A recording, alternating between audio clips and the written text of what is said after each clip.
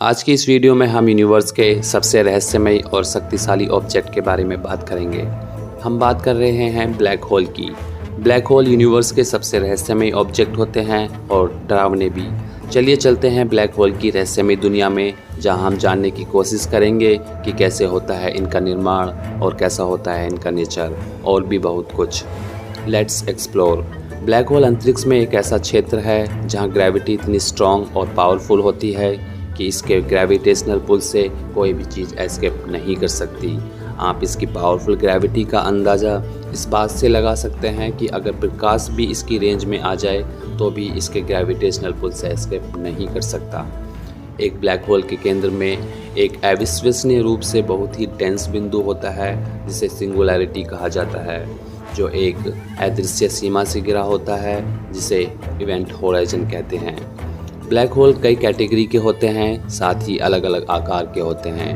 अगर हम बात करें इनकी कैटेगरी की तो ब्लैक होल्स को 3 कैटेगरी में बांटा गया है: stellar black holes, supermassive black holes और intermediate black holes. Stellar black hole बड़े तारों की विस्फोटक मौत से बनते हैं, जिन्हें सुपरनोवा के रूप में जाना जाता है। जब एक विशाल तारे का न्यूक्लियर फ्यूल समाप्त हो जाता है तो वह अपने ही गुरुत्वाकर्षण के कारण कोर की तरफ सिकुड़ने लगता है, जिससे एक ब्लैक होल बन जाता है।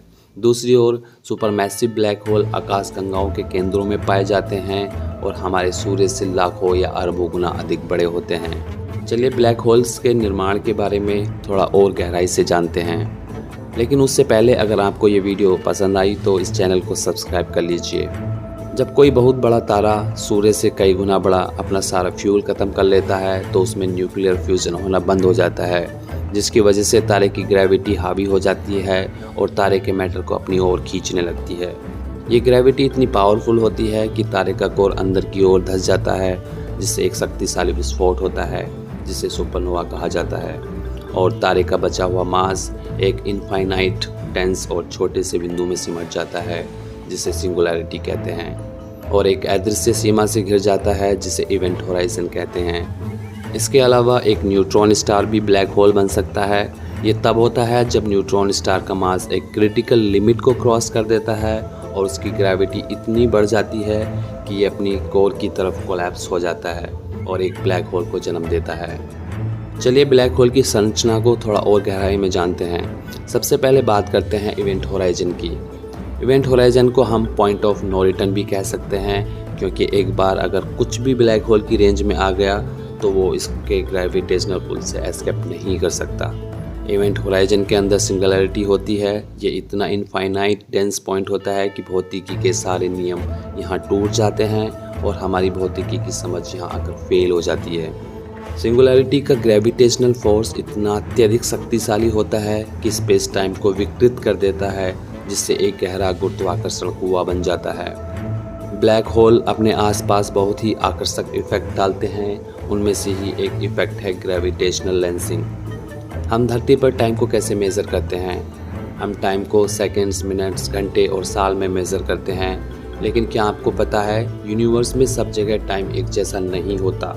हो सकता है धरती पर बिताया गया एक दिन यूनिवर्स के किसी छोर में बिताए गए 1000 दिन से भी ज़्यादा हो। इसी प्रकार ब्लैक होल में टाइम बहुत स्लो हो जाता है। इसकी पावरफुल ग्रेविटी के कारण ब्लैक होल और उसके आसपास का समय बहुत धीमा गुजरता है। ब्लैक होल इतने खतरनाक होते हैं कि अपने रास्ते में आने वाली हर चीज़ को खा जाते हैं। ये एक विशाल तारे को पल भर में निगल जाता है। ये इतने पावरफुल होते हैं कि एक पूरी गैलेक्सी को भी निगल सकते हैं। चलिए अब जानते हैं सबसे पहले ब्लैक होल की खोज कब हुई।